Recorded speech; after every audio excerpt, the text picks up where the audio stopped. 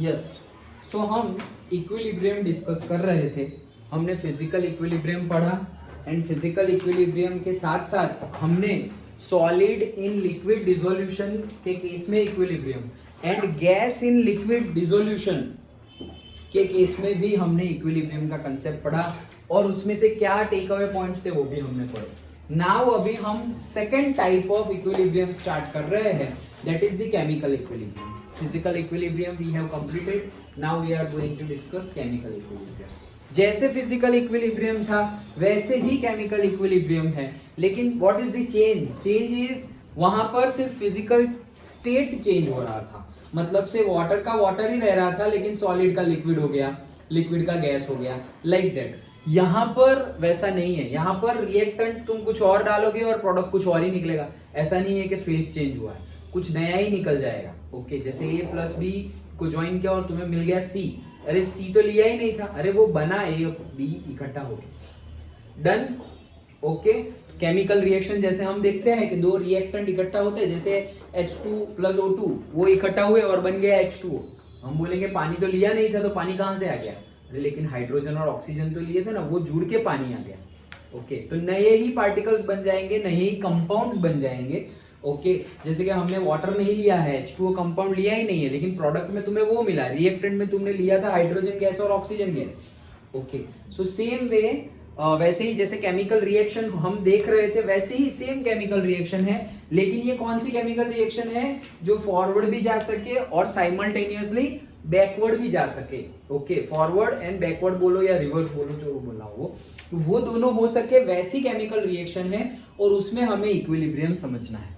Done. Okay, तो basic difference क्या है? वहां पर सिर्फ फेस चेंज था फिजिकल प्रोसेस में, और यहाँ पर phase may change, may not change, but whole new compound you will get in the product side. Okay, जैसे कि तुमने एमोनिया लिया तो रिएक्टेंट में एमोनिया लिया तो प्रोडक्ट में तुम्हें नाइट्रोजन और हाइड्रोजन गैस मिल गए, या तुमने रिएक्टेंट में नाइट्रोजन और हाइड्रोजन गैस लिए तो तुम्हें प्रोडक्ट में एमोनिया मिल गया, लाइक दैट। ओके, नया ही कंपाउंड मिला। अंडरस्टूड? जैसे केमिकल रिएक्शन में नया कंपाउंड मिलता है वैसे ही नया कंपाउंड ही मिल जाएगा। डन। ओके, लेकिन उसमें हम इक्विलिब्रियम समझने वाले हैं। तो क्या बोल रहे हैं, देखो, equilibrium in chemical processes, dynamic equilibrium. तो केमिकल प्रोसेस हम समझते हैं और उसमें equilibrium. So analogous to the physical system chemical reactions also attain a state of equilibrium. मतलब वही बोल रहे हैं क्या, एनालॉगस मतलब सेम तरीके से, सेम मेथड से। तो जैसे फिजिकल इक्विलिब्रियम हो रहा है वैसे केमिकल इक्विलिब्रियम भी होता है। ओके, जैसे फिजिकल इक्विलिब्रियम होता है वैसे केमिकल इक्विलिब्रियम भी होता है। ठीक है, These reactions can occur both in forward and backward direction। हमने पहले ही बोल दिया था, इक्विलिब्रियम डिस्कस कर रहे थे तब, कि सिर्फ एक डायरेक्शन में अगर प्रोसेस आगे बढ़ रही है तो उससे तो हम इक्विलिब्रियम, उसमें तो हम लेने ही नहीं वाले, वो रिएक्शन तो हम लेने ही नहीं वाले जिसमें सिर्फ फॉरवर्ड हो रहा है, वैसे तो कोई रिएक्शन ही नहीं लेंगे। दोनों हो रहा है वैसे ही रिएक्शन में हम फिर इक्विलिब्रियम रीच होगा ना। अगर तुम्हारी बैकवर्ड प्रोसेस पॉसिबल ही नहीं है तो फिर कैसे करेंगे? जैसे कि ऐसा समझो, वही फिजिकल प्रोसेस में हमने क्लोज्ड कंटेनर में suppose solid to vapour directly camphor ले लिया। ओके, कैम्फर ले लिया या एमोनियम क्लोराइड ले लिया NH4Cl, तो क्या वो ले लिया तो डायरेक्टली तुम्हारा सॉलिड में से गैसियस हो रहा था और फिर गैसियस वापस कंडेंस होकर सॉलिड मिल रहा था, लेकिन कब मिलेगा? क्लोज्ड कंटेनर होगा। तो मान लो कि ओपन कंटेनर रखा हुआ है तुमने और तुमने कैम्फर लिया तो वो तो गया, अब उसका बैकवर्ड पॉसिबल नहीं है, वो तो एटमोस्फेयर में चला गया, अब वो वापस नहीं आएगा, डग गया वो एटमोस्फेयर में। वैसी रिएक्शन तो हम लेने ही नहीं वाले। हम कौन सी रिएक्शन लेने वाले हैं? जिसमें फॉरवर्ड बैकवर्ड दोनों पॉसिबल हो। वो तो हमने स्टार्टिंग में ही बोला था, तो वही पॉइंट रिपीट हो रहा है। When the rates of the forward and reverse reactions become equal, the concentration of the reactants and products remain constant। वो तो पता ही है हमें, इक्विलिब्रियम जब रीच हो जाए और रेट दोनों साइड के सेम हो जाए तो साइमल्टेनियसली दोनों प्रोसेस होगी, फॉरवर्ड और बैकवर्ड, और से फॉरवर्ड और रिवर्स। कुछ भी नया अभी तक हमने नहीं देखा, जो पता है उसी को रिपीट कर रहे हैं। This is the stage of a chemical equilibrium. बस यही स्टेज है, कौन सा? जब रेट दोनों साइड के, फॉरवर्ड के और बैकवर्ड के जो प्रोसेस के रेट है वो सेम हो जाए और जो कॉन्सेंट्रेशन है रिएक्टेंट के और प्रोडक्ट के वो कांस्टेंट हो जाए। अदरवाइज जब इक्विलिब्रियम रीच ना हो तब क्या होता था? सपोज रिएक्टेंट में से प्रोडक्ट बन रहा है, तो रिएक्टेंट में से प्रोडक्ट बन रहा है तो रिएक्टेंट कम हो रहा है और प्रोडक्ट बढ़ रहा है। है, मतलब उनका मास, उनका कॉन्सेंट्रेशन वो क्या हो रहा है, चेंज हो रहा है कंटिन्यूअसली। लेकिन अगर इक्विलिब्रियम रीच हो गया तो अब तो वो चेंज होने वाला नहीं है, फिक्स्ड हो गया कि भाई ये इतना ही रहेगा, वो उतना ही रहेगा, हमें पता चल गया। तो इक्विलिब्रियम जब रीच हो जाए तब कॉन्सेंट्रेशन, रेट, हमने बोला ना सारी मेजरेबल क्वांटिटी फिक्स्ड कांस्टेंट हो जाएगी।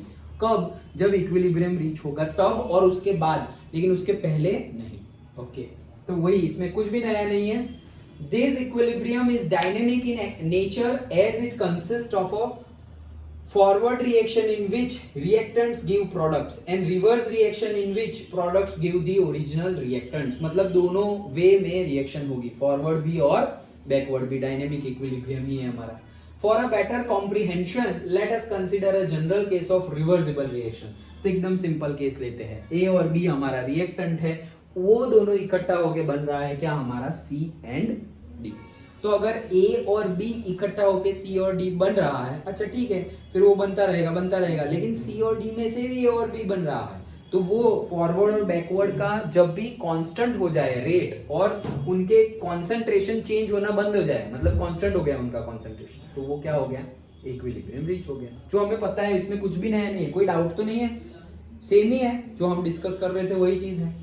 With the passage of time, there is an accumulation of the product C and D. Obviously, time के साथ साथ, जैसे कि ऐसा समझो फॉरवर्ड जा रहा है, तो टाइम के साथ साथ ये कम होता जाएगा और ये बढ़ता जाएगा, अगर ये फॉरवर्ड प्रोसेस ले रहे हैं तो। अगर बैकवर्ड प्रोसेस लोगे तो क्या होगा, टाइम के साथ साथ C और D कम होता जाएगा और A और B बढ़ता जाएगा, बैकवर्ड प्रोसेस में। ओके, और से रिवर्स प्रोसेस में। So C and D and depletion of the reactions A and B and it is given in figure। इसमें क्या देखना है यार, ओके अच्छा है, यहाँ ग्राफ देखते हैं अभी। ओके चलो सो क्या बोल रहे हैं, ए और बी फॉरवर्ड प्रोसेस अगर ले तो ए और बी कम होते जाएंगे और सी और डी बढ़ते जाएंगे, हाँ पता ही है हमें। This leads to a decrease in the rates of forward reaction and increase in the rate of reverse reaction. ऐसा तो होगा ही, क्यों, अभी फॉरवर्ड हो रहा है तो रिएक्टेंट कम हो रहा है और प्रोडक्ट बढ़ रहे हैं। लेकिन क्या अगर ऐसा ही कंटिन्यूअसली चलता रहा तो क्या होगा, ये जीरो हो जाएगा, तुम्हारा रिएक्टेंट क्या हो जाएगा, जीरो हो जाएगा, और उसमें से सारा का सारा क्या बन जाएगा, प्रोडक्ट बन जाएगा। लेकिन अगर ऐसा हो गया तो ये तो फॉरवर्ड रिएक्शन हो गई, फिर उसमें बैकवर्ड तो हुई ही नहीं। फॉरवर्ड बैकवर्ड दोनों होना चाहिए। ए और बी पूरा का पूरा मिल के सी पूरा का पूरा, जैसे कि हाइड्रोजन और ऑक्सीजन लिया और सारा का सारा, जैसे कि तुमने 10 kg हाइड्रोजन 10 kg ऑक्सीजन लिया, उसमें से सारा का सारा वाटर ही बन गया, तो ये फिर इक्विलिब्रियम इसमें रीच ही नहीं होगा। क्यों? क्योंकि इक्विलिब्रियम के लिए forward eight the same time backward भी चाहिए, पानी में से तुम्हारा हाइड्रोजन ऑक्सीजन भी बनता हुआ होना चाहिए, तब उसके बीच में हम इक्विलिब्रियम का स्टडी भी करेंगे। डन? ओके, तो पूरा का पूरा खत्म तो होना नहीं चाहिए, थोड़ा तो रहना चाहिए। हमने मेथड के, ये प्रोसेस के, जो इक्विलिब्रियम प्रोसेस है उसके 3 पार्ट्स देखे थे, याद हो तो स्टार्टिंग में। कौन से? एक मेथड और से एक one type of process in which majority of the reactant is completed, is converted into the product, मतलब ज्यादातर वो कन्वर्ट हो गया, मतलब 100 में से 99% चला गया, 1% बचा रहा। दूसरा, मेजॉरिटी रिएक्टेंट वहां का वही है, सिर्फ माइन्योर थोड़ा सा प्रोडक्ट बना, तो मतलब 99% यहीं पे है, सिर्फ 1% प्रोडक्ट बना। और तीसरा 50-50 कि भाई एट इक्विलिब्रियम कंपेरेबल सिचुएशंस आ गई है कि जितने रिएक्टेंट थे उतने ही प्रोडक्ट है, मतलब almost equal, not exactly equal, almost equal. Done? ये हमने पहले डिस्कस किया था। तो वही चीज यहां पर बोल रहे हैं, अगर धीरे धीरे क्या हो रहा है, फॉरवर्ड प्रोसेस आगे बढ़ रही है, मतलब क्या, ए और बी कम होगा और सी और डी बढ़ेगा, तो ये तो फॉरवर्ड का रेट बढ़ रहा है, लेकिन थोड़े टाइम के बाद क्या होगा, रिवर्स का रेट भी बढ़ेगा। अगर रिवर्स का रेट कभी बढ़ा ही नहीं तो क्या होगा, फॉरवर्ड ही चलता रहेगा और ये तुम्हारा रिएक्टेंट खत्म हो जाएगा। सिंपल है।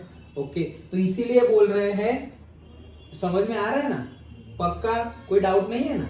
Okay, so that's why forward तो हो रहा है, eight the same time backward का रेट भी धीरे धीरे बढ़ने लगेगा थोड़े टाइम के बाद, पहले से नहीं बढ़ेगा। अभी तो बनने तो सी और डी बनने तो दो, ये हमारा ए और बी है, ये हमारा ए और बी है, उसमें से ऐसा मान लो अभी रिवर्स प्रोसेस हम ले ही नहीं रहे, हमारा सिर्फ आगे वाला प्रोसेस है। तो पहले ऐसा समझो, ये 10 kg, ये 10 kg और ये 0 और ये 0 ऐसा था। ओके, अभी फॉरवर्ड स्टार्ट हुआ तो 10 में से सपोज ये 9, ये 1, 1 ऐसा हो गया। देन ये फॉरवर्ड चल रहा है, फिर 8 8 2 2, फिर 7 7 3 3। तो इसका कंसंट्रेशन, ए और बी का कंसंट्रेशन कंटिन्यूअसली क्या हो रहा है, डिक्रीज हो रहा है। तो वही तो बोल रहे थे वो लोग, क्या बोल रहे थे कि ए और बी कंटिन्यूअसली कम होंगे। कहाँ लिख रहा है, with the passage of time there is a accumulation of the product C and D and the depletion of the A and B। depletion मतलब कम होना, डिक्रीज होना। तो A और B कम होते जाएंगे और C और D बढ़ते जाएंगे with the passage of time। फिर एक टाइम आएगा, क्या ये पूरा चलता नहीं जाएगा, नहीं तो फिर ये तो 0 0 हो गया और ये 10 10 हो गया, तो कहाँ है रिवर्सिबल, ये तो सिर्फ फॉरवर्ड हुई, तो ऐसा होगा नहीं। तो मान लो कि एक पॉइंट पर रीच होने के बाद क्या होगा, ये वापस बढ़ना शुरू हो जाएगा। ओके मतलब ऐसा समझो 5 पर 6 पर आ गए तो यहाँ 4 4 हो गया, और 5 पर भी आ गए तो यहाँ पर हो गया 5 5, और फिर 4 4 हो गए, और फिर यहाँ पर हो गया से 6 6, फिर 3 3 हो गए, और यहाँ पर हो गया 7 7, और अब 2 2 नहीं हो रहा है, बस अब आगे बढ़ने वाला नहीं है। अब नेक्स्ट टाइम हम जब आए चेक करने के लिए तो ये 3 3 से वापस क्या हो गया, 4 4 हो गया, और 7 7 से वापस क्या हो गया, 6 6 हो गया, डन। और अब थोड़ी देर बाद वापस आए तो इतना ही रहा, फिर वापस आए थोड़ी देर बाद तो भी इतना ही रहा, मतलब इक्विलिब्रियम रीच हो गया। इक्विलिब्रियम पर रिएक्टेंट के कंसंट्रेशन कितना था, 4 kg 4 kg, और प्रोडक्ट का कितना था, 6 kg 6 kg at equilibrium. Equilibrium does not mean के 50-50 रीच होना चाहिए, वैसा मत मान लेना कि दोनों आधे आधे हो गए, आधे आधे नहीं, वो कहीं पर भी हो सकता है, ये 9 और 9 रहे और ये 1 1, यहाँ पर भी इक्विलिब्रियम रीच हो सकता है, खत्म बस, अब 9 से नीचे जाएगा ही नहीं, इक्विलिब्रियम रीच हो गया। Understood, okay. तो ये इक्विलिब्रियम रीच हो गया, तो अब तक क्या हो रहा था, देखो फॉरवर्ड का रेट बढ़ रहा था, लेकिन लास्ट में क्या हुआ, रिवर्स का रेट बढ़ा, समझ में है।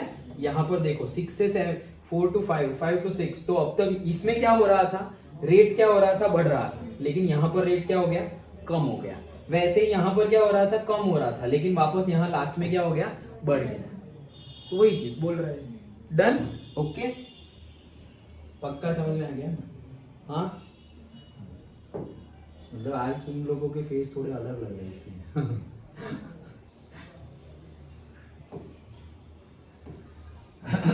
हाँ चलो, तो ग्राफ से समझते हैं। देखो ग्राफ से समझते हैं कैसे, एक्स एक्सिस पर लिया है हमने टाइम, ओके, एक्स एक्सिस पर क्या लिया है, टाइम, और वाई एक्सिस पे क्या ले रहे हैं हम, कॉन्सेंट्रेशन, किसके, दोनों के, प्रोडक्ट के भी और रिएक्टेंट के। चलो समझते हैं ग्राफ को। तो देखो कैसे, सबसे पहले मैं क्या लूंगा, रिएक्टेंट लूंगा ए और बी। तो मान लो ये मेरे ए और बी है, कौन से, ये रेड कलर वाला, तो रेड लाऊंगा, ओके। तो ये मैंने ले लिए। अब देखो ये कॉन्सेंट्रेशन है, तो कॉन्सेंट्रेशन देखो कोई वैल्यू है उसकी, तो रिएक्टेंट तो लेना ही पड़ेगा ना। तो ये इतना मैंने रिएक्टेंट लिया, जैसे कि तुम यहाँ बोलोगे 10 20 30 40 50 kg रिएक्टेंट ले लिया ऐसे। तो पहले लूप ने क्या लिया, रेड कलर, रेड कलर क्या है, रिएक्टेंट का, ए और बी दोनों लिए। अच्छा, तो उस टाइम पे at the start of the experiment product होगा क्या तुम्हारे पास, कुछ नहीं होगा। अभी प्रोडक्ट कहाँ से, ये दोनों मिलेंगे फिर प्रोडक्ट बनाएंगे। अच्छा, तो स्टार्ट ऑफ द रिएक्शन में प्रोडक्ट कितना होगा, कुछ नहीं होगा सर, कुछ नहीं मतलब क्या, 0। तो देखो ये ब्लू कलर्ड वन, ये है हमारा 0 सी और डी। और अब तुम देख ही सकते हो, क्या देख सकते हैं हम, जो दिख रहा है क्या कि कंटिन्यूअसली हमारा प्रोडक्ट, हमारा ये जो रिएक्टेंट है वो क्या हो रहा है, कम हो रहा था ना, अभी हमने देखा था। तो वो कंटिन्यूअसली कम हो रहा है, कम हो रहा है, कम हो रहा है, कम हो रहा है। और जब ये कम हो रहा है तो वो कंटिन्यूअसली क्या हो रहा है, बढ़ रहा है, बढ़ रहा है, बढ़ रहा है, बढ़ रहा है। फिर ये कम होता ही गया, होता ही गया, होता ही गया, होता ही गया। क्या 0 हो गया, नहीं 0 नहीं होगा भाई, 0 नहीं होगा। यहाँ टच मत कर देना, नहीं तो गलत, वो ग्राफ देख के ही बोल देंगे कि इसको समझ में नहीं आया। ओके, सो ये कम तो हो रहा है लेकिन कभी भी 0 नहीं होगा। और एक टाइम के बाद ये कांस्टेंट हो गया, अब ना वो बढ़ रहा है और ना ही कम हो रहा है। ओके, एक टाइम के बाद ये कांस्टेंट हो गया। ये क्या था, रिएक्टेंट। वैसे ही प्रोडक्ट में क्या हुआ, प्रोडक्ट में ये बढ़ रहा है, बढ़ रहा है, बढ़ रहा है, बढ़ रहा है, बढ़ रहा है, बढ़ रहा है। फिर ऐसा करो ना, सारा का सारा रिएक्टेंट निकाल दो और सारा का सारा प्रोडक्ट बना दो। नहीं, वैसा नहीं होगा। एक टाइम आएगा तो अब प्रोडक्ट का कॉन्सेंट्रेशन बढ़ना भी बंद हो जाएगा। वो बढ़ता गया, लेकिन अब ऐसा नहीं कि ऐसे ग्राफ दिखा दो। कैसे, ऐसे ग्राफ नहीं दिखा देना है, वो गया, वो बढ़ता ही जा रहा है, बढ़ता ही जा रहा है। नहीं, एक टाइम के बाद क्या हो गया, कांस्टेंट हो गया। तो एक टाइम के बाद, ये टाइम तो है इक्विलिब्रियम, ये टाइम है ना, देखो एक्स एक्सिस पर टाइम है, मान लो यहाँ पे 1 घंटा 2 घंटा 3 4 5 6 घंटे पर इक्विलिब्रियम रीच हो गया। तो 6 घंटे के बाद कॉन्सेंट्रेशन इसका क्या हो गया, कांस्टेंट, देखो वेरी नहीं कर रहा है, ना ऊपर जा रहा है ना नीचे जा रहा है। 6 घंटे बाद प्रोडक्ट का कॉन्सेंट्रेशन भी क्या हो गया, कांस्टेंट हो गया, ना ऊपर जा रहा है ना नीचे जा रहा है। Simple, okay.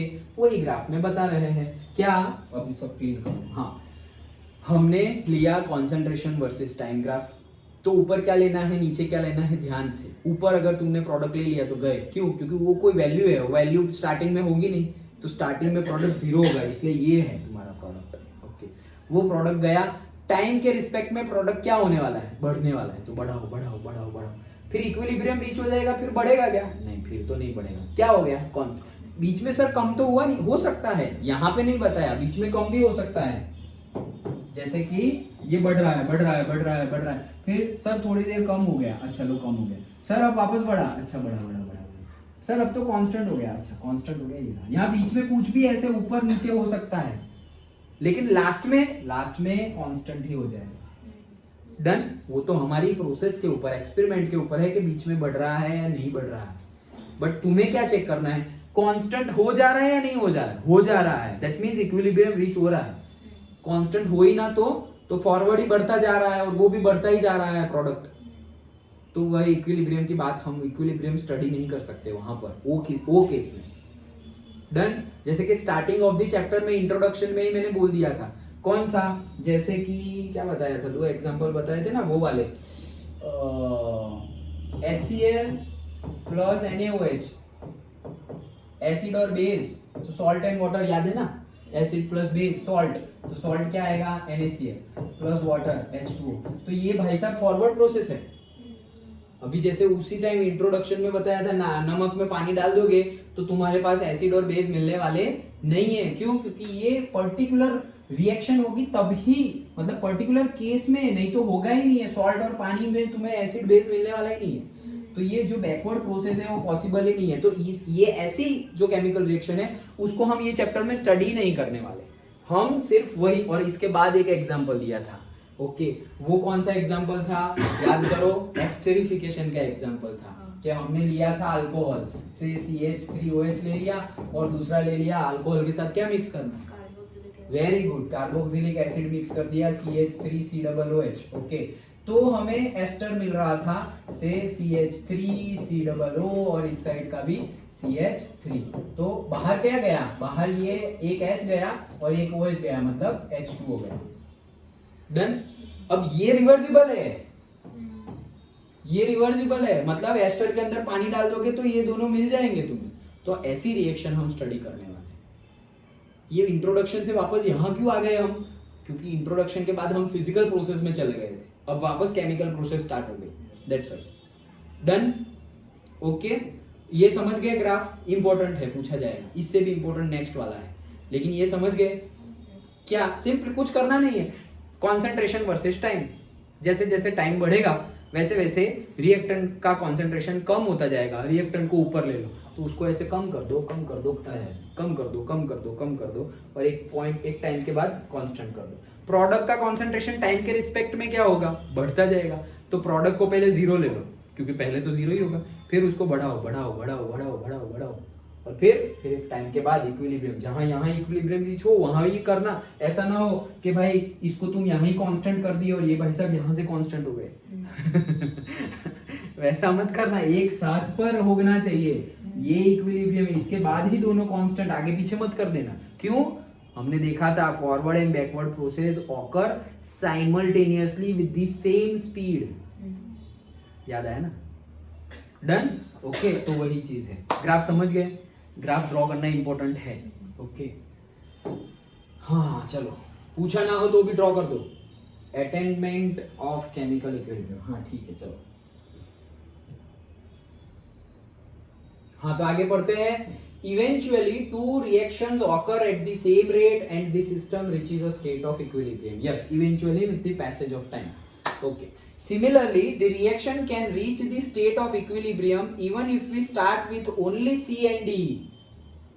उल्टा, मतलब अब हम ए और बी तो ले ही नहीं रहे हैं, स्टार्टिंग किससे कर रहे हैं, सी और डी से स्टार्ट कर रहे हैं, तो वही होगा सेम, सी और डी से स्टार्ट कर रहे हो तो होगा क्या, सी और डी का कॉन्सेंट्रेशन कंटिन्यूअसली कम होता जाएगा with the passage of time, और बढ़ता किसका जाएगा, ए और बी का बढ़ता जाएगा। स्टार्टिंग में जीरो किसका होगा, ए और बी का जीरो होगा और सी और डी का हाईएस्ट होगा। ये ग्राफ जैसा है वैसा ही ड्रॉ करना है, लेकिन ब्लू कलर पे सपोज तुम्हारा क्या था, ब्लू कलर पे तुम्हारा प्रोडक्ट था, तो ब्लू कलर पे तुम्हें रिएक्टेंट कर देना है।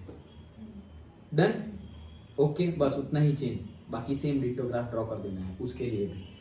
तो वही बोल रहे हैं कि उल्टा भी हो सकता है, that is no A and B being present initially, starting में ए और बी नहीं होंगे, as the equilibrium can be reached from the either direction. Yes, तो इक्विलिब्रियम दोनों डायरेक्शन से रीच हो सकता है, सिंपल है। आगे बढ़ते हैं। The dynamic nature of a chemical equilibrium can be demonstrated in the synthesis of ammonia by Haber process. तो अब हम सेम जो अभी किया ए बी सी डी करके, अब एक्चुअल में ए और बी की जगह क्या होगा, केमिकल रिएक्शन हम देखेंगे ना, तो केमिकल कंपाउंड्स लेंगे, केमिकली एटॉम्स लेंगे, मतलब हमारे जो एटॉम्स है केमिस्ट्री में, जो एटॉम्स है, मॉलिक्यूल्स है, उससे जो कंपाउंड बनते हैं उसके रिस्पेक्ट में एक्चुअल एग्जांपल लेंगे। अभी तो हम सिर्फ जनरल एग्जांपल ए बी में से सी डी बना, लेकिन अभी जैसे मैंने किया था क्या, इथेनॉल लिया, मिथेनॉल लिया, इथेनोइक एसिड लिया, उसमें से तुमने से अल्कोहल और कार्बोक्सिलिक एसिड लिया तो एस्टर और पानी बना, तो वो एक्चुअल एग्जांपल, वो एबीसीडी नहीं है। तो अब हम एक्चुअल एग्जांपल समझेंगे, और वो एक्चुअल एग्जांपल किसका लेंगे, एमोनिया सिंथेसिस, सिंथेसिस मतलब बनना, मेकिंग, ओके, तो एमोनिया की बनावट, ओके, तो synthesis of ammonia by Haber process, याद रखना 11th 12th दोनों साल के लिए, हेबर, ये बार बार आता रहेगा अंकल, ओके, हमारे सर बोलते थे हेबर काका, ऐसे ये साइंटिस्ट का नाम है। तो हेबर ने ये मतलब इन्वेंट किया था, ओके, डिस्कवरी उनके नाम है। सो हेबर प्रोसेस, हेबर प्रोसेस से क्या होता है, एमोनिया प्रोडक्शन होता है, और क्या, डन, ओके, चलो तो वो समझते हैं। इसमें ग्राफ था वो है ना, हाँ है हाँ चलो तो स्टार्ट करते हैं हम। हेबर कहाँ गया, ये रहा, okay. So in a series of experiments Haber started with the known amounts of dinitrogen and dihydrogen maintained at a high temperature and high pressure and at a regular, नहीं बस यहाँ तक क्या बोल रहे हैं, स्टार्ट किया हेबर ने एक्सपेरिमेंट, क्या लिया, डाइनाइट्रोजन मतलब N2, और दूसरा क्या लिया, डाइहाइड्रोजन मतलब H2, नोन अमाउंट में, हाँ तो पता करके वेट करके भाई 1 kg ये लिया, 1 kg ये लिया, like that, 1 kg suppose nitrogen लिया, 3 kg सपोज एमोनिया लिया, लाइक दैट, नोन अमाउंट में, ओके। तो नोन अमाउंट में लिया dihydrogen dinitrogen, maintain at high temperature, temperature high होना चाहिए, वो तो कंडीशन है केमिकल रिएक्शन की, टेम्परेचर हाई होना चाहिए, एंड प्रेशर, देखो टेम्परेचर हाई होना चाहिए, इसीलिए, नहीं तो एटमॉस्फेयर में एमोनिया ही एमोनिया होता, क्योंकि हाइड्रोजन भी है और नाइट्रोजन भी है, लेकिन ऐसे नहीं बनेगा, हाई टेम्परेचर चाहिए, ओके, नहीं तो ये तो है ही ना दोनों एटमॉस्फेयर में, तो फिर हम ब्रीथ करते हुए एमोनिया ही चला जाता, ओके, लेकिन ऐसा नहीं होता, क्यों, उसको बनने के लिए हाई टेम्परेचर चाहिए, ओके। हाँ, so high temperature and pressure, temperature भी और प्रेशर भी, एंड एट अ रेगुलर, बस यहाँ तक का देख लिया, क्या, हाई टेम्परेचर पर हम known mass of N2 and H2 लेने वाले हैं, okay, and at regular intervals determine the ammonia present, मतलब अभी जैसे वही जो हम करते थे, N2 ले लिया 10 kg, H2 ले लिया 10 kg स्टार्टिंग में, मतलब से 0 ओवर में ये 10 kg, एमोनिया 0 ओवर में 0 kg, अभी बना ही नहीं भाई, 0 ओवर है, अच्छा, स्टार्ट, ओके, स्टार्ट किया 1 ओवर, 1 घंटे बाद देखा तो ये 10 का हो गया 8 kg, रिएक्टेंट कितना हो गया, टोटल रिएक्टेंट बोल दो, चलो टोटल 10 kg था और वो कितना हो गया 8 kg, वहां 1 kg एमोनिया बना, ऐसा हो सकता है, ऐसे बैलेंस में तो तुम्हें समझाने के लिए किया कि यहाँ पे एक कम हुआ तो वहां पे एक बढ़ा, जरूरी नहीं है ना, ओके, यहाँ पर कितना मैंने बोला अभी 8 और वहां पे बना 1 ही, बोलोगे सर 1 कहाँ गया, लॉस, तो ऐसा थोड़ी है सिर्फ एमोनिया बनेगा, दूसरा भी कुछ बनेगा ना, तो वो लॉस है हमारा, हमें ध्यान देना है एमोनिया पे, अंडरस्टूड। तो वो कुछ भी हो सकता है, वो तो मैं तुम्हें सिंपल करने के लिए जितना हो सके उतना इजी रख रहा हूँ, ओके। तो कहने का मीनिंग क्या है, समझना क्या है, रिएक्टेंट कम हो रहा है और प्रोडक्ट बढ़ रहा है, अच्छा। 1 घंटे बाद आए, रिएक्टेंट कम हुआ, प्रोडक्ट बढ़ा। 2 घंटे बाद आए, रिएक्टेंट और कम हुआ, प्रोडक्ट और बढ़ा। 3 घंटे बाद आए, वो एक्सपेरिमेंट हम कर रहे हैं वही सेम, तो इसीलिए बोल रहे हैं रेगुलर इंटरवल्स। तो रेगुलर इंटरवल्स आए, determined the amount of ammonia present. हर बार आके तुम एमोनिया कितना हुआ, ये लोग कितने कम हुए, ये एमोनिया कितना बना, तुम चेक कर रहे हो। ओके, मतलब हेबर चेक कर रहा है।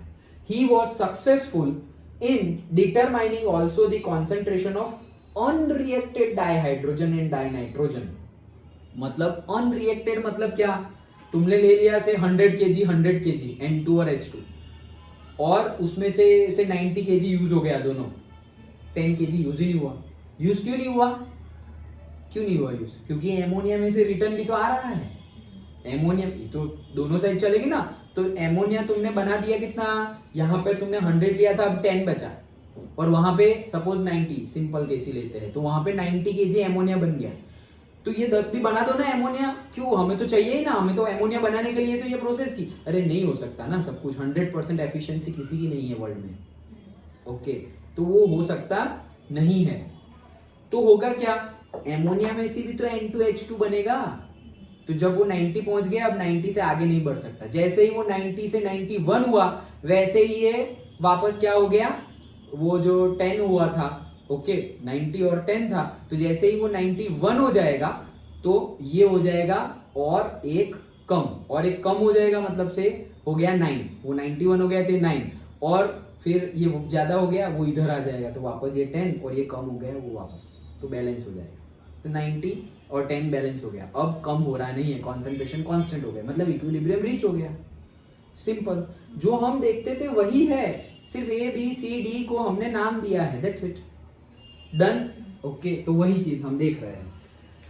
फिगर वापस हम जाते हैं। ओके चलो, shows that after a certain time the composition of the mixture remains the same even though the sum of the reactants are still present। मतलब एक टाइम के बाद रिएक्टेंट कांस्टेंट हो जाता है, वो तो इससे पहले भी हमने देखा ना, रिएक्टेंट भी कांस्टेंट हो जाता है, कंसंट्रेशन, और प्रोडक्ट का भी कांस्टेंट हो जाता है, तो वही चीज बोल रहे हैं। This constancy in composition indicates that reaction has reached the equilibrium।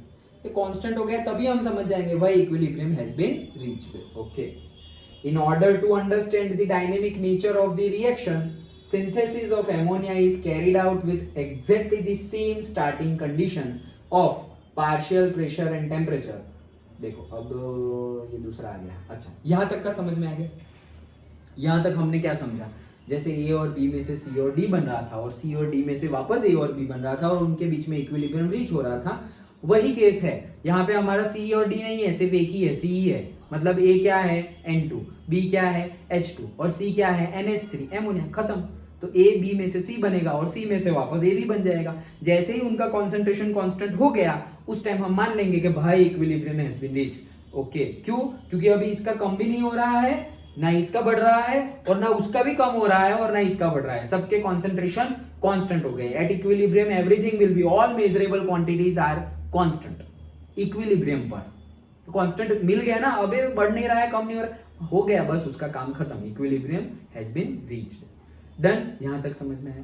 अब नया क्या बोल रहे हैं, जैसे हमने याद करो वो सॉलिड इन लिक्विड डिसोल्यूशन में इक्विलिब्रियम केस देखा था, और हमने बोला क्या, वो शुगर वाला, ओके, जो 10 स्पून डाल दी थी, सैचुरेटेड हो गया, फिर 11th वाली डाली, अंदर बैठ गई, फिर हमने बोला कि अच्छा ये हो तो गया, लेकिन मुझे चेक करना हो तो हमने ऊपर से थोड़ी रेडियो एक्टिव शुगर डाली थी, और फिर हमें पता चल गया कि रेडियो एक्टिव शुगर डाली ना, अभी वो जो नीचे बैठी हुई है उसमें भी रेडियो एक्टिव कैरेक्टरिस्टिक आ गई, और जो डिसॉल्व हो गई है उसमें भी रेडियो एक्टिव कैरेक्टरिस्टिक आ गई, वो चेक किया था हमने। मतलब ये क्या प्रूव करने के लिए है, ये वो पॉइंट प्रूव करने के लिए है कि even though equilibrium has been reached but forward and reverse process are continuous। ये पॉइंट प्रूव करने के लिए कि इक्विलिब्रियम तो रीच हो गया, उनका कॉन्सेंट्रेशन चेंज नहीं हो रहा है, दैट डज नॉट मीन कि अभी एमोनिया नहीं बन रहा है, दैट डज नॉट मीन कि एमोनिया में से डिग्रेडेशन होके वापस से N2 और H2 नहीं बन रहे हैं, लेकिन जितना फॉरवर्ड हो रहा है उतना ही बैकवर्ड हो रहा है, इसीलिए हमें कांस्टेंट लग रहा है। जितना फॉरवर्ड हो रहा है उतना ही बैकवर्ड हो रहा है, that's why what we feel it is constant, but constant नहीं है, वो ये कम भी हो रहा है एट द सेम टाइम, देखो यहाँ से ये जा रहा है तो कम हो रहा है, लेकिन एट द सेम टाइम ये बढ़ रहा है। जैसे ये यहाँ रीच हुआ, ये यहाँ रीच हो गया, डन। ये तो हमने समझा हुआ ही है। ओके, तो कॉन्सेंट्रेशन इक्विलिब्रियम के बाद कॉन्सेंट्रेशन कांस्टेंट हो गए डज नॉट मीन कि प्रोसेस स्टॉप हो गई। Equilibrium can never stationary, it will be always continuous. Chemical reaction will be always continuous, वो चलती ही जाएगी। डन, ये ऐसे गांठ बांध लो दिमाग में। डन, ओके चलो। तो अब यहां पे हम वो पॉइंट प्रूव कर रहे हैं। कौन सा पॉइंट? वापस वो कौन सी शुगर, रेडियो एक्टिव शुगर वाला पॉइंट फिर से हम यहां पर प्रूव कर रहे हैं। क्या प्रूव कर रहे हैं? कि चलो इक्विलिब्रियम रीच हो गया, हम कैसे मान ले कि अभी भी चल रहा है, मतलब अभी भी N2H2 में से एमोनिया बन रहा है और अभी भी एमोनिया में से N2H2 बन रहा है। कॉन्सेंट्रेशन तो कांस्टेंट हो गए, तो मैं मान लूं कि स्टॉप हो गया होगा तो अब नहीं बन रहा होगा। नहीं, हम प्रूव कर सकते हैं। कैसे? वो कैसे का आंसर यहां पर है, देखो। हाँ चलो, so in order to understand the dynamic nature of the reaction. Dynamic nature मतलब क्या? चलने लगना, स्टेशनरी। एक होता है स्टेशनरी और दूसरा होता है डायनेमिक। स्टेशनरी मतलब it is not static equilibrium, बोला ना। ओके, डायनेमिक है। डायनेमिक है मतलब चलता जा रहा है। रेस्ट पे हो तो स्टेशनरी, मतलब इक्विलिब्रियम रीच हो गया, बस प्रोसेस खत्म, पैकअप, ऐसे। वैसा नहीं हो रहा है। भले ही इक्विलिब्रियम रीच हो गया, भले ही कॉन्सेंट्रेशन कांस्टेंट हो गया, लेकिन they are still continuous at the same time, same rate, simultaneously, both process, forward and backward. Okay, तो वही चीज को प्रूव कर रहे हैं हम। Dynamic nature of the reaction, synthesize of ammonia is carried out with exactly the same starting condition of partial pressure and temperature, but using, अब हम H2 यूज नहीं कर रहे हैं, H2 की जगह D2 यूज कर रहे हैं, ड्यूटेरियम। क्या है ये? का, वेरी गुड, हाइड्रोजन का आइसोटॉप। याद है क्लास 9 में पढ़े थे आइसोटॉप। हाइड्रोजन के 3 होते हैं। ओके, कौन कौन से? एक तो खुद हाइड्रोजन, प्रोटियम। हाइड्रोजन मतलब प्रोटियम, उसका दूसरा नाम है protium, tritium and deuterium. Deuterium and tritium. Done, okay. तो हाइड्रोजन एक अकेला ऐसा है जिसके पास क्या नहीं है? उसके पास कुछ नहीं है। पूरे पीरियोडिक टेबल में अकेला ही ऐसा भाई है जिसके पास एक चीज नहीं है। क्या नहीं है? प्रोटॉन नहीं, न्यूट्रॉन। न्यूट्रॉन नहीं है। एक प्रोटॉन और एक इलेक्ट्रॉन है। H नीचे लिखते थे एटॉमिक मास, सॉरी, नीचे लिखते थे एटॉमिक नंबर, ऊपर लिखते थे एटॉमिक मास। तो एटॉमिक मास क्या था? Proton plus neutron. Done, atomic mass क्या था? Proton plus neutron. और एटॉमिक नंबर क्या था? नंबर ऑफ प्रोटॉन और नंबर ऑफ इलेक्ट्रॉन, दोनों सेम ही है। डन, याद आया ना? अभी तो याद आ गया ना? हाँ, ओके। अब हम H2 नहीं ले रहे हैं, अब हम D2 ले रहे हैं।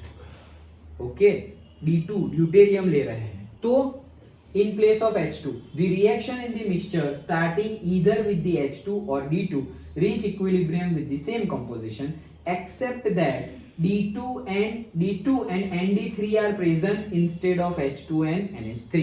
तो मतलब अगर H2 की जगह हमने D2 ले लिया तो एमोनिया मतलब NH3, तो अभी तो H है ही नहीं, तुमने तो D2 लिया है, तो बनेगा ND3। और क्या?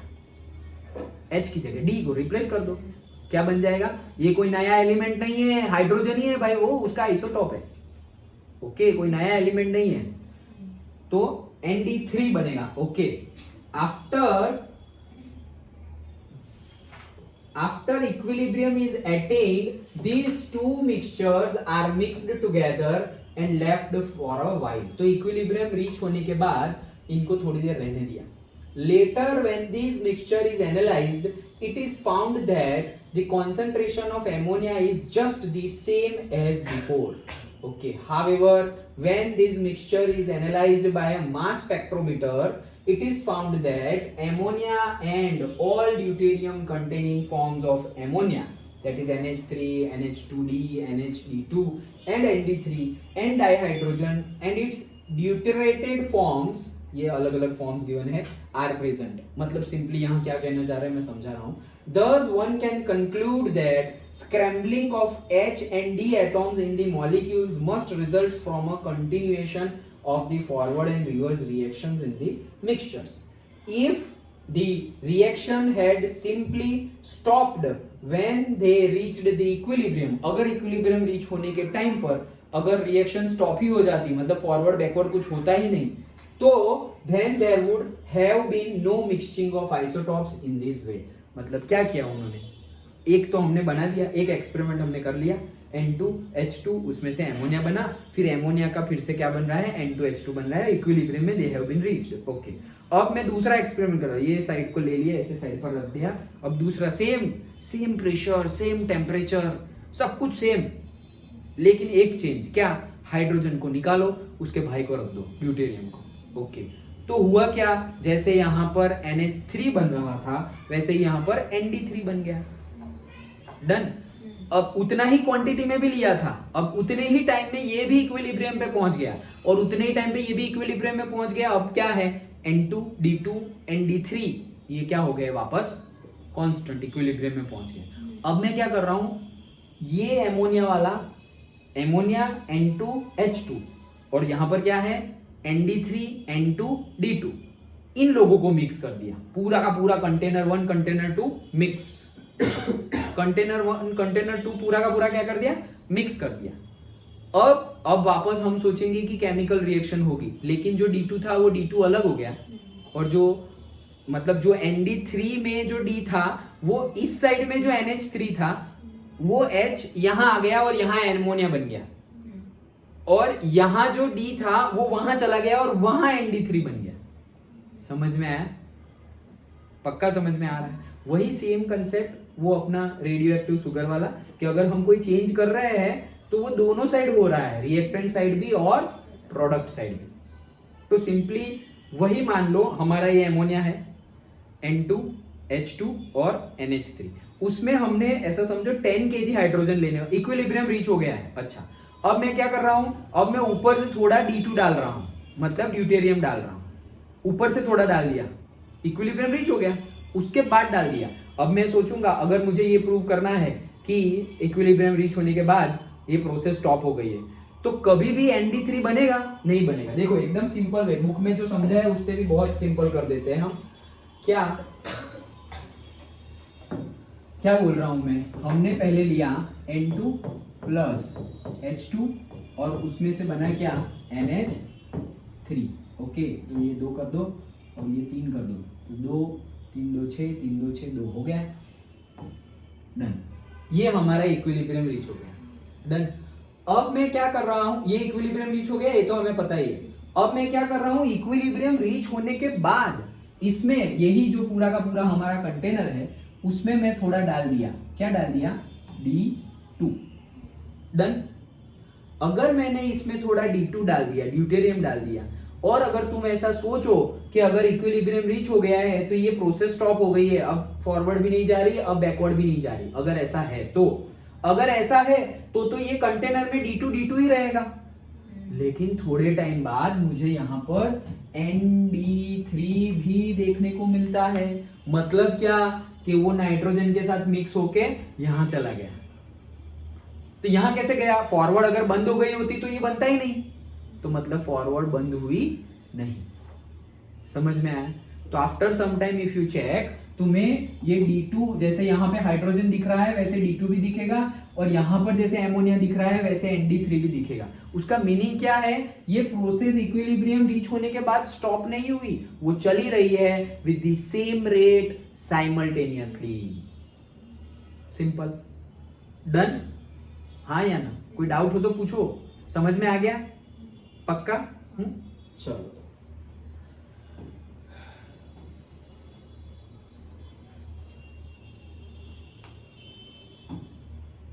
हाँ, दिस वे यूज ऑफ, अब फिर से उसका थोड़ा बहुत लिखा हुआ है, use of isotopes deuterium in the formation of ammonia clearly indicates that chemical reaction reach a state of dynamic equilibrium in which rates of forward and reverse reactions are equal and there is no net change in the composition.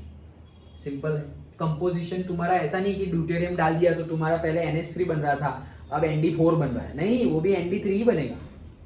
Understood. Composition में कोई change नहीं, और forward और backward दोनों process के, और forward और reverse दोनों प्रोसेस के रेट भी सेम है और साइमल्टेनियसली आगे बढ़ रही है। ऐसा नहीं कि पहले यहाँ पहुंच गए उसके बाद वापस जा रहे हैं फिर वापस यहाँ जाएंगे, नहीं, एक साथ फॉरवर्ड एंड रिवर्स जा रही है।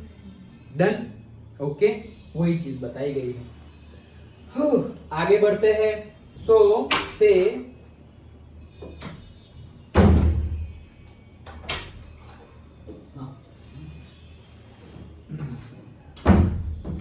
हाँ, so equilibrium can be attained from both the sides, दोनों साइड से होगा।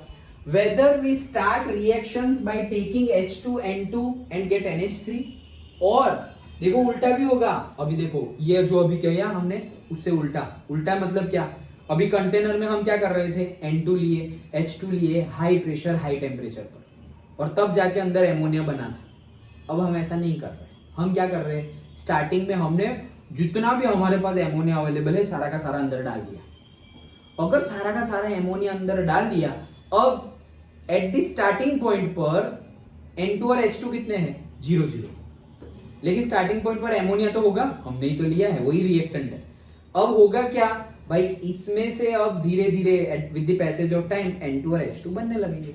जैसे हमने वहां इससे पहले रिप्लेस किया था, A B में से CD बन रहा था, फिर हमने बोला नहीं C और D में से A और B भी बनता है। अगर स्टार्टिंग में तुमने C और D ले लिया तो तुम्हें A और B मिलेगा, वो हम चेंज कर रहे हैं। हमने स्टार्टिंग में N2 H2 में से NH3 बनाया, अब हम बोल रहे हैं NH3 ले लो, तो उसमें से बनेगा क्या, N2 H2। सिंपली पहले फॉरवर्ड की बात कर रहे थे, अब रिवर्स की बात कर रहे हैं।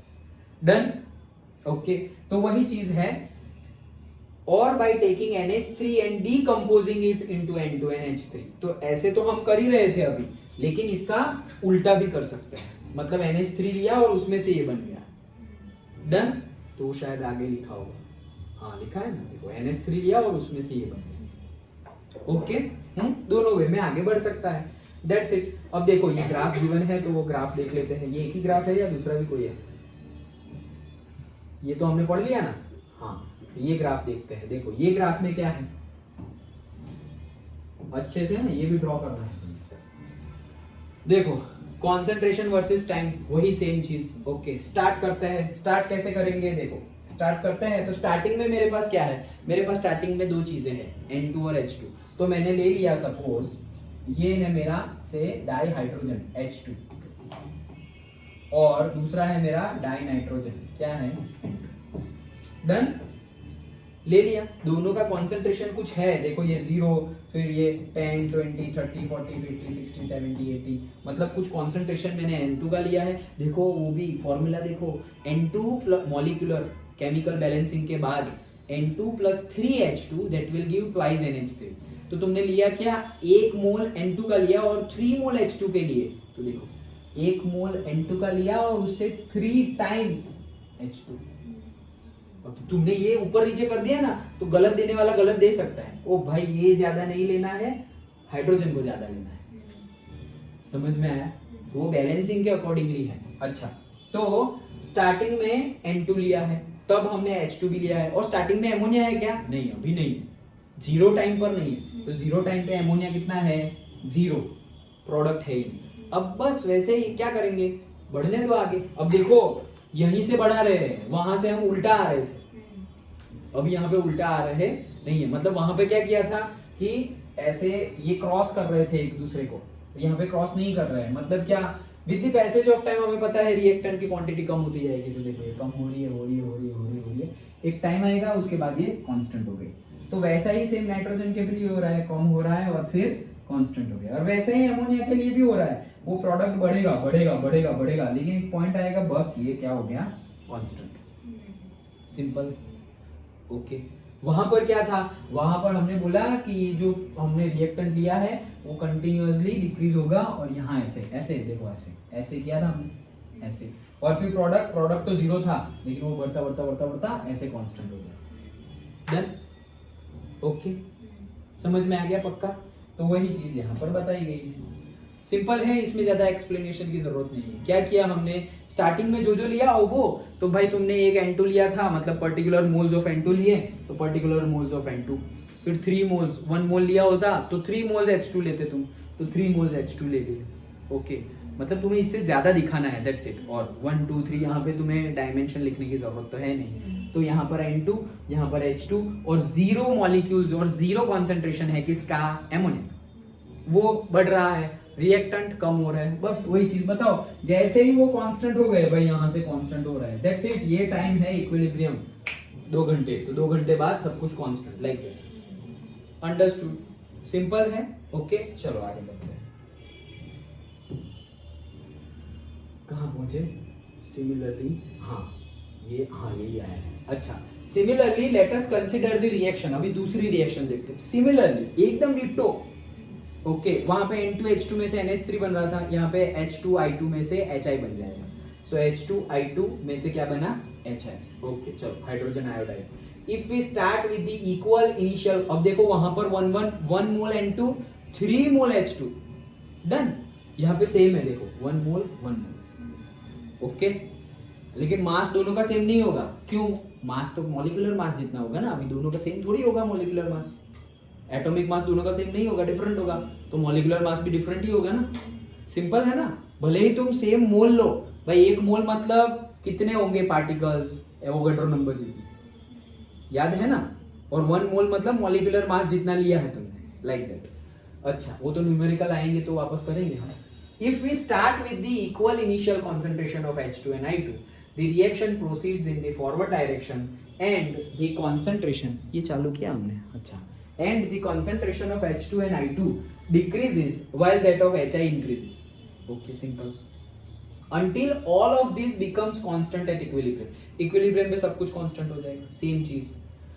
We can also start with the HI alone, मतलब वही जैसे अभी हम एमोनिया से स्टार्ट कर रहे थे, वैसे हम HI से स्टार्ट करेंगे और हमें मिलेगा क्या, H और I अलग अलग। Okay, HI alone will decrease and concentration of H2 and I2 will increase until they all become constant when equilibrium has been reached। एक ही चीज बार बार है, समझ में आ रहा है ना। ABCD बोलो, फिर एमोनिया बोलो, फिर से ट्वाइस HI बोलो, सेम ही चीज को रिपीट कर रहे हैं। Okay, if total number of H and I atoms are same in a given volume, the same equilibrium mixture is obtained whether we start it from pure reactants or pure products। yes, तो same ही मिलेगा। तो देखो ये time, ये अब थोड़ा अलग है उससे। क्यों अलग है, अलग इसलिए है क्योंकि यहाँ पर प्रोडक्ट का ग्राफ और रिएक्टेंट का ग्राफ एक साथ बताया है, अदरवाइज कुछ नहीं है उसमें, वही चीज है। तो हम दोनों एक साथ देखो ही मत ना, आंख बंद कर लो दूसरे के लिए। ओके, तो बंद मत करना, नहीं पहला भी नहीं दिखेगा। ओके, कहने का मीनिंग क्या है, कहने का मीनिंग ये है कि तुम ये भाई साहब को देखो ही मत, इसको नहीं देख रहे हम। देन हम क्या बोल रहे हैं कि मैंने स्टार्टिंग में लिया H2 and I2, वो कौन है, ये रेड कलर। ओके, H2 कैसे पता चला सर रेड कलर, अरे उसका कॉन्सेंट्रेशन है, जिसका 0 होगा वही प्रोडक्ट होगा ना। तो 0 है ये, तो वो प्रोडक्ट है, तो वो है HI। और तुम्हारा रिएक्टेंट कौन सा है, H2I2। अच्छा, ले लिया। With the passage of time क्या होगा, H2I2 क्या होगा, कम होगा, और HI क्या होगा, बढ़ेगा। तो ये HI ये बढ़ रहा है, बढ़ रहा है, बढ़ रहा है, बढ़ रहा है, बढ़ रहा है, और ये H2I2 कम हो रहा है, कम हो रहा है, कम हो रहा है, कम हो रहा है, कम हो रहा है। फिर देखो थोड़ा कांस्टेंट जैसा आ गया, देखो ये कांस्टेंट जैसा आ गया, ये कांस्टेंट जैसा आ गया। लेकिन फिर भी अगर तुम टाइम बढ़ाते गए, दैट्स इट, ये कांस्टेंट हो गया। देखो यहाँ से ये भी कांस्टेंट हो गया, दिखाई दे रहा है। बस तुम इतना ग्राफ देखो ही मत। यहाँ तक का समझ में आ गया, यहाँ तक का समझ में आ गया ना। वो पहले ड्रॉ किया था वही तो है क्या, पहले हमने लिया H2 और I2, तो उसका क्या होगा, कम होगा। तो देखो कम हो रहा है, फिर कांस्टेंट हो गया, खत्म, लिख दिया है। देखो dot dot dot dot equilibrium reach हो गया। अब इसके आगे ड्रॉ करो ना करो, इक्विलिब्रियम रीच हो गया ना, वहीं तक का काम है हमारा। डन। अब प्रोडक्ट का क्या होगा, वो बढ़ेगा। तो देखो बढ़ रहा है, बढ़ रहा है, बढ़ रहा है, बढ़ रहा है, बढ़ रहा है, एक कांस्टेंट हो गया, बस कांस्टेंट हो, यहाँ से कांस्टेंट हो गया एग्जैक्ट, तो दैट इज इक्विलिब्रियम। डन, इतना समझ में आया। अब दूसरा ग्राफ देखो, तो अब दूसरे में हम क्या करेंगे, पहले ही हम HI ले लेंगे और उसमें से H2I2 बनाएंगे। तो देखो इसी ग्राफ को मैं आगे बढ़ाऊं, मतलब इसी को आगे देखें, तो पहले ही हमने क्या ले लिया, HI। इसको क्लीन करो यार, हाँ, पहले ही हमने क्या ले लिया, HI, क्योंकि हम HI में से H2I2 बना रहे हैं। तो पहले HI ले लिया तो उसका कोई कॉन्सेंट्रेशन होगा, लेकिन उसी टाइम पर H2I2 का क्या होगा, 0। उस टाइम पर प्रोडक्ट का तो 0 ही होगा ना, रिएक्टेंट ये है हमारा, तो उस टाइम पे ये क्या हो गया, 0। समझ में आया? अब वापस क्या, ये रिएक्टेंट का कॉन्सेंट्रेशन कम होगा तो कम हो रहा है, कम हो रहा है, कम हो रहा है, कम हो रहा है, कम हो रहा है, बस सर कांस्टेंट। अच्छा ठीक है। प्रोडक्ट का कॉन्सेंट्रेशन बढ़ रहा है, बढ़ रहा है, बढ़ रहा है, बढ़ रहा है, बढ़ रहा है, कांस्टेंट, डन, खत्म। तो ऐसे दो ग्राफ को एक साथ बताया गया है, समझ में आया? तो वो कंटिन्यूअसली HI का कॉन्सेंट्रेशन कम होगा, कम होगा, कम होगा, कम होगा, कम होगा, कम होगा, और ये 0 तक भी आ सकता है। लेकिन अगर ये 0 तक आ गया तो ये तुम्हारा मैक्सिमम हो जाएगा, समझ में आया? एक्चुअल में तो 0 तक आएगा ही नहीं, क्यों? इक्विलिब्रियम रीच हो गया है भाई, इसके आगे जाएगा ही नहीं वो। इक्विलिब्रियम पे तो कॉन्सेंट्रेशन कांस्टेंट हो जाता है, तो इसके आगे क्यों जाएगा? लेकिन ये दो ग्राफ को ऐसे सैंडविच बना के तुम्हें एक साथ दिया गया है, डन। तो पहला ये ग्राफ के लिए कौन सी प्रोसेस है? H2 plus I2 that will be 2HI, ये ग्राफ के लिए, डन। ये कलर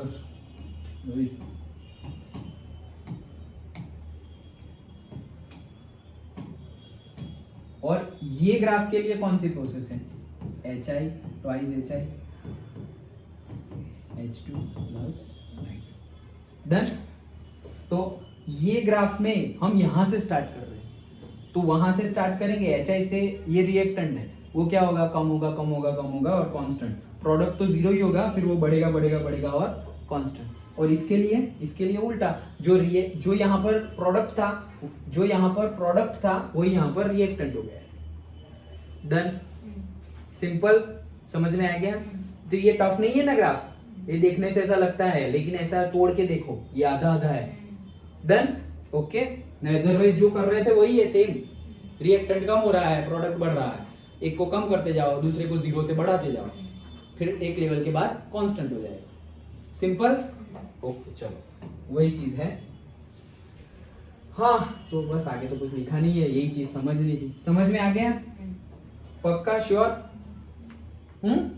तो ये था हमारा फर्स्ट केमिकल रिएक्शन। अभी तो आगे हमें सब देखना है, लेकिन जो हमने फिजिकल प्रोसेस में इक्विलिब्रियम समझा, उसके बाद हमने सॉलिड इन लिक्विड डिसोल्यूशन, फिर gas in liquid dissolution, dissolution of gas in liquid, dissolution of solid in liquid, उसमें भी इक्विलिब्रियम समझा। And then today we have seen the chemical equilibrium, मतलब कोई केमिकल प्रोसेस हो रही है, जैसे कि N2H2 में से एमोनिया बन गया, और जैसे कि H2I2 में से HI बन गया, ओके।